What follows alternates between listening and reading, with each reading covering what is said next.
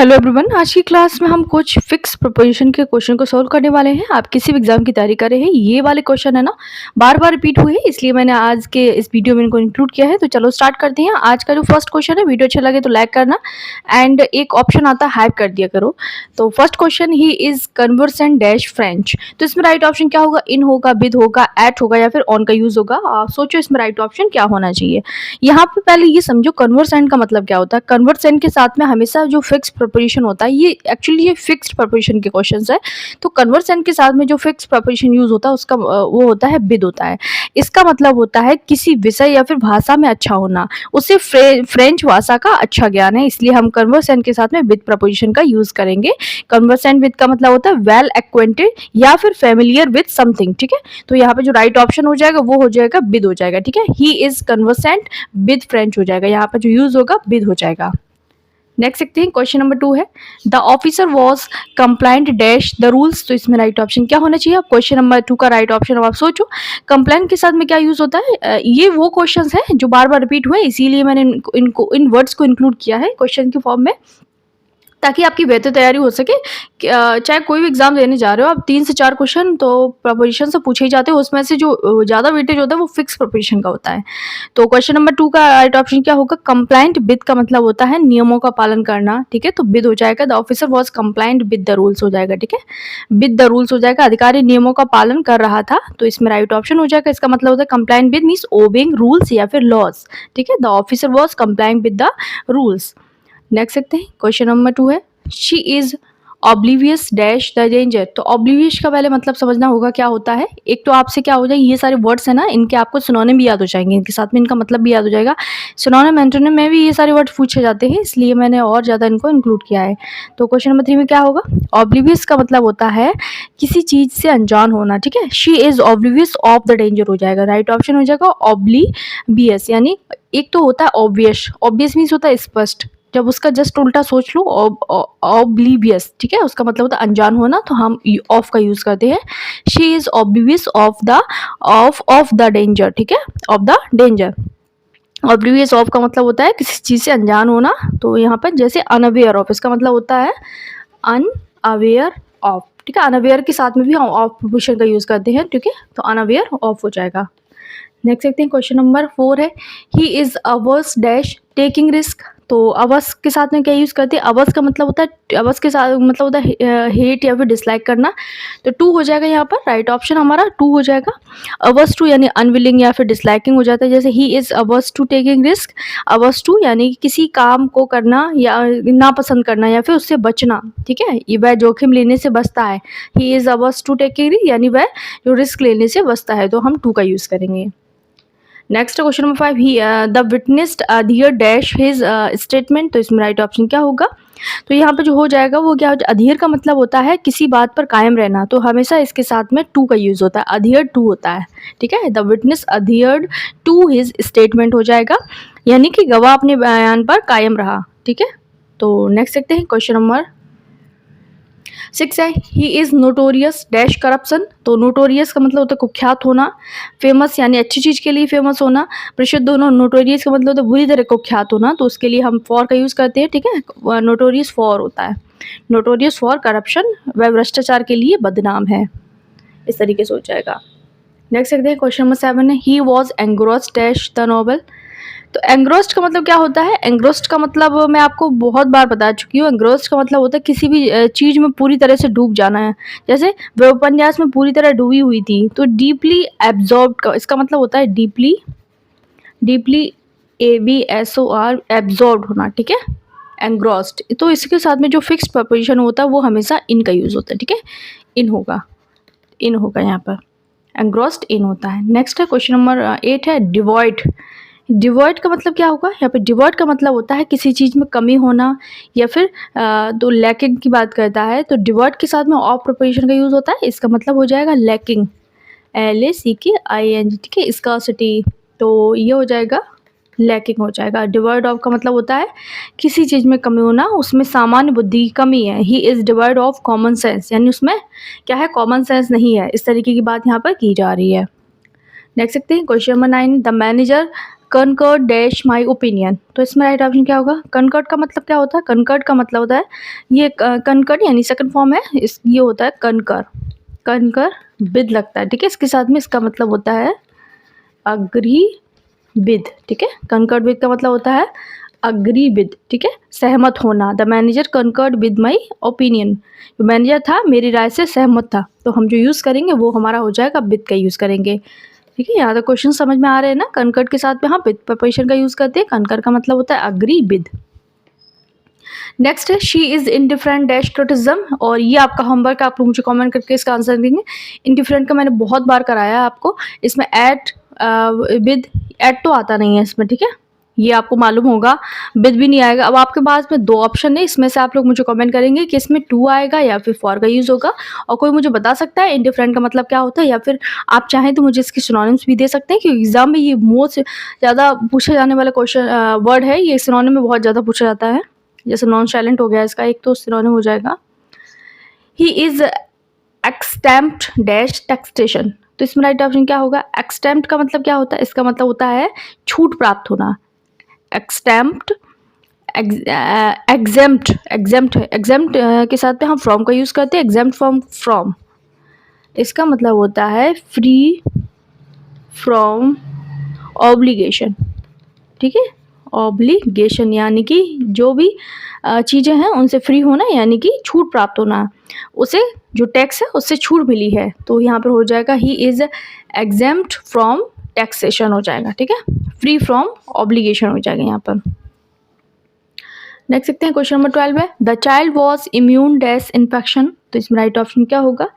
Immune मतलब होता है क्या हो जाता है? प्रतिरक्षा प्रणाली से होता है किसी बीमारी के प्रति प्रतिरोधी होना। तो हो जाएगा बच्चा संक्रमण से सुरक्षित था, यानी इम्यून टू हो जाएगा, ठीक है। इम्यून टू, इम्यून फ्रॉम मत लगा देना कभी भी। इम्यून के साथ में हम टू का यूज़ करते हैं। इम्यून टू किसी बीमारी के प्रति प्रतिरोधी होना, यानी कि आपके अंदर बहुत सारी क्षमता है, तो इम्यून टू का यूज़ होता है। नेक्स्ट देखते हैं, ये बहुत ज़्यादा पूछे जाने वाला ये भी वर्ड है ससेप्टेबल। इसका क्या मतलब? ससेप्टेबल का पहले मतलब समझ लो, आसानी से प्रभावित होने वाला, ठीक है। ईजिली अफेक्टेड बाई, क्या होता है? ईजिली अफेक्टेड, अफेक्टेड बाय, ठीक है। अफेक्टेड या सी बना हुआ, अफेक्टेड बाय इसका जो यूज़ होगा, इसके साथ में ससेप्टेबल के साथ में टू यूज़ होता है। ससेप्टेबल टू टेम्पटेशन हो जाएगा। वह आसानी से क्या है, उसकी क्या बातों में आ जाती है, आ जाता है इस तरीके से। नेक्स्ट है ही एब्सटेन डैश कमेंटिंग। तो इसमें राइट ऑप्शन क्या होगा? एब्सटेन के साथ में हम फ्रॉम का यूज़ करते हैं। एब्सटेन फ्रॉम का मतलब होता है परहेज करना, ठीक है। एब्सटेन फ्रॉम का मतलब होता है एब्सटेन फ्रॉम यानी रिफ्रेन फ्रॉम, रिफ्रेन भी आ सकता है। रिफ्रेन के साथ में भी हम फ्रॉम का यूज़ करते हैं, ठीक है। रिफ्रेन फ्रॉम हो जाएगा यानी परहेज करना। उसे क्या है, कमेंट करने से परहेज किया उसने, मतलब किसी के बारे में बोलने से परहेज किया। तो शी एब्सटेन फ्रॉम कमेंटिंग हो जाएगा। नेक्स्ट है ही मेडल डैश माई अफेयर्स। तो इसमें राइट ऑप्शन क्या होगा यहाँ पर? तो जो मेडल के साथ में जो यूज़ हो जाएगा वो हम यहाँ यूज़ करेंगे मेडल इन का यूज़ करेंगे। मेडल इन का मतलब होता है दखल देना। मेडल इन का मतलब होता है दखल। He is मेडल्ड in my affairs, उसने मेरे मामले में दखल दिया, तो हम यूज़ करेंगे मेडल इन मैटर अफेयर और बिजनेस में होता है। बस थोड़ा सा इसका समझ लो, मेडल के साथ में कब इन लगाना है एंड कब आपको मेडल के साथ में क्या लगाना है, विद लगाना है, ठीक है। मेडल विद हो जाएगा, तो आपको अंतर समझना। मेडल इनका जो यूज़ होगा वो मैटर्स में होगा, ठीक है। मैटर्स या फिर कोई अफेयर्स है, ठीक है, या फिर बिजनेस है,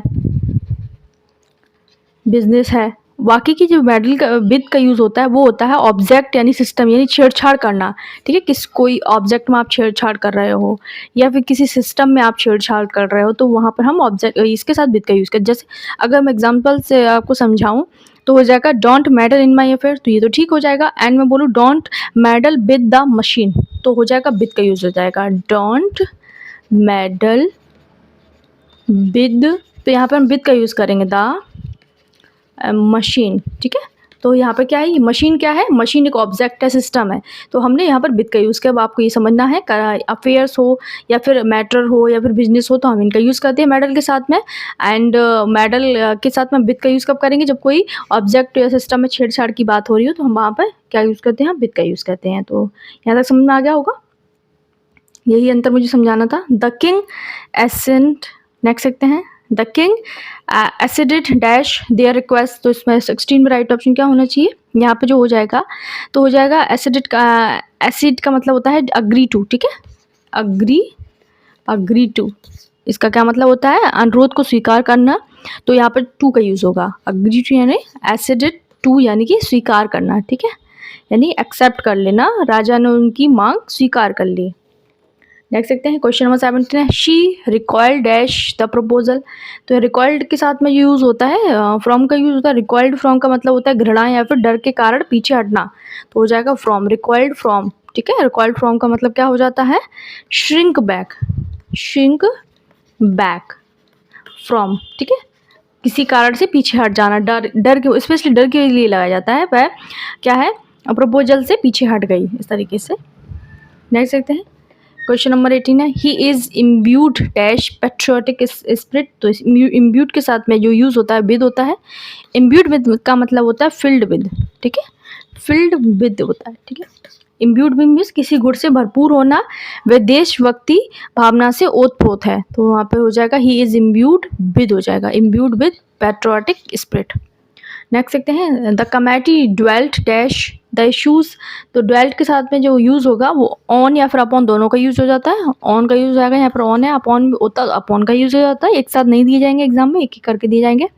किसी विषय पर विस्तार से चर्चा करना, ड्वेल उनका मतलब होता है किसी विषय पर यानी इशू पर बात करना, तो डिस्कस हो जाएगा, डिस्कस एट लेंथ, यानी लंबी बातचीत करना, समिति ने मुद्दे पर विस्तार से चर्चा की, तो हम यूज़ करेंगे, ऑन का भी कर सकते हैं, अपॉन का भी यूज़ हो जाता है, दोनों का यूज़ आता है।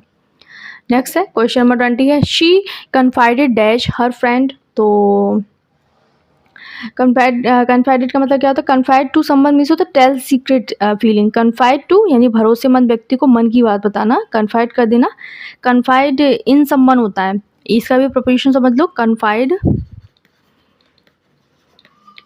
के साथ में इन समवन, ठीक है, किसी पर विश्वास करना, confide a secret to someone होता है, confide a secret to someone, तो दो प्रपोजिशन इसमें भी लगती हैं, यहाँ पर टू और यहाँ पर इन लग जाएगा। अब सोचो यहाँ पर क्या लगेगा, उसने अपने मित्र को अपनी बात बताई यानी तो टू हो जाएगा ना, यहाँ पर सीक्रेट बता रहे, कन्फाइड टू हर फ्रेंड यानी तो टू हो जाएगा, कन्फाइड टू हर फ्रेंड हो जाएगा यहाँ पर, ठीक है। नेक्स्ट देखते हैं क्वेश्चन नंबर 21 है, he is dash grammar, he is hours dash grammar, तो इसमें राइट ऑप्शन क्या होना चाहिए, अवर्स के साथ में क्या यूज होगा, स्किल इज अवर्स, ये वर्स्ट, सॉरी वर्स्ट, अवर्स नहीं है, वर्स्ट के साथ में इनका यूज होता है, वर्स्ट इन का मतलब होता है स्किल्ड, SKILLED, स्किल्ड या फिर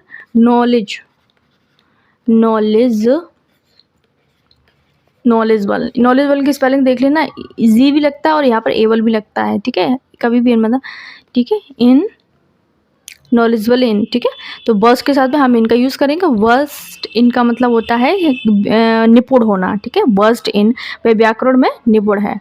तो हमने आज क्या क्या सीखा, कन्वर्सेंट के साथ में विद का यूज़ होता है, कंप्लेंट के साथ में विद का यूज़ होता है, ऑब्लिवियस के साथ में ऑफ का यूज़ होता है, अवर्स के साथ में टू का यूज़ होता है, अधीर के साथ में टू का यूज़ होता है, नोटोरियस के साथ में फॉर का, एंग्रोस के साथ में इनका यूज़ होता है, डिवर्ट के साथ में ऑफ का होता है, कनकर के साथ में विद का होता है, इंडिफरेंट के साथ में टू का होता है, एग्जिम्ट के साथ में फ्रॉम का होता है, इम्यून के साथ टू का होता है, ससेप्टेबल मीन्स होता है छिपना तो टू का होगा, एब्स्टेन मीन्स बचना, फ्रॉम का होगा, मेडल के साथ में इन भी यूज़ होता है, और मैंने एक और भी बताया आपको, एसिड के साथ में टू होता है, रिकॉल के साथ में फ्रॉम, इम्ब्यूड के साथ में विद, ड्वेल के साथ में ऑन, कन्फाइड के साथ में टू, वर्स के साइड में हमने देखा इनका यूज़ होता था। तो ये थे आज के इंपॉर्टेंट क्वेश्चंस, तो आपको कैसे लगे मुझे कमेंट करके जो बताना। मिलते हैं अगली वीडियो में, एंड इसका PDF चाहिए तो आप लोग मुझे कमेंट कर देना, तो मैं इसका PDF टेलीग्राम पे सेंड कर दूँगी।